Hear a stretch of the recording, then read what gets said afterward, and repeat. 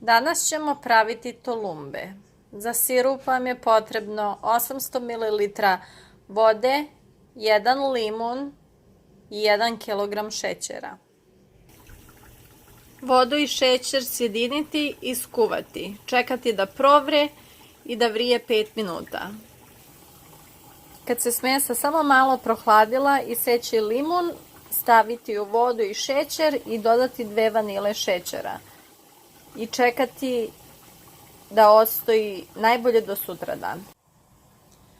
Za tolumbe vam je potrebno pola litre vode, 500 g brašna, 100 ml ulja i otprilike 7 do 10 jaja. Ako su jaja velika, može otprilike 7, ako su pomanje, otprilike 10. Ulje i vodu sipati u šerpicu i staviti da se kuva. Kad počne voda da vrije, onda dodati brašno i smanjiti temperaturu na pola. Ugasiti šporet i mešati smesu da se sve ujedini lepo. Kad se smesa sjedinila, ostaviti malo da se prohladi da bude mlako. Ja sam prebacila smesu u vanglicu da bi se samo malo brže prohladilo. Sad treba samo malo rukom umesiti da se lepo sve sjedini u lopticu. Sad ćemo dodavati jedno po jedno jaje i motiti mikserom. Pošto su jaja koja sam dodala bila mala, dodala sam 10 jaja i smesa je ispala ovakva. Zatim pripremiti špric za tolumbe i ulju u šerpicu koju će se pržiti. Polako upaliti na laganu vatru dok se nekoliko tolumbe poređuju unutra. Pre nego što počnemo da punimo špric sa smesom za tolumbe, treba malo umočiti ovaj drveni deo u ulje kako bi se špric bolje punio i kako bi smesa bolje prolazila. Otprilike iz jednog šprica budu 8 tolumbi koje se sipaju u tiganj i onda sad kad ono počnu da se prže, one će polako da se nadaju i da se okreću same. Temperatura na mom šporetu najveća je 8 i sada sam pojačala na 6 da se prže.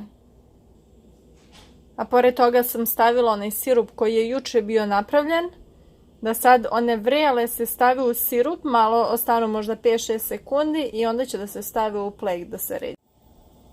Sad one počinju da se prže i polako se okreću. Kad je jedna strana gotova, one se same okrenu na drugu stranu. Ako se slučajno neka ne okrene, možete viljuškom ili kašikom okrenuti. Sad su one polako narasle i okreću se i prže se. Tolumbe će biti gotove kad dobiju zlatno brown boju. Sad pri kraju sam pojačala temperaturu na 8. Sad, pošto su gotove i dobile svoju boju, polako ćemo jednu po jednu da vadimo, da istresemo ulje i da stavljamo u sirup. I da ostaju u sirupu možda 5 do 10 sekundi.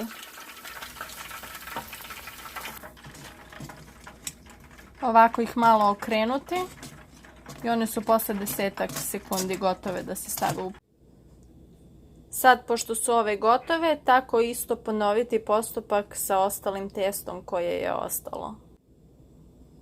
Posle svake ture ćemo ugasiti ulje da se malo prohladi jer mora da bude mlako kad se tolumbe stavljaju unutra i iznova ponovo sve pržiti i opet ponoviti ceo proces, stavljati u sirupu i stavljati u plehu ili u činiji nekoj. Sad ćemo da probamo da vidimo kako su ispale.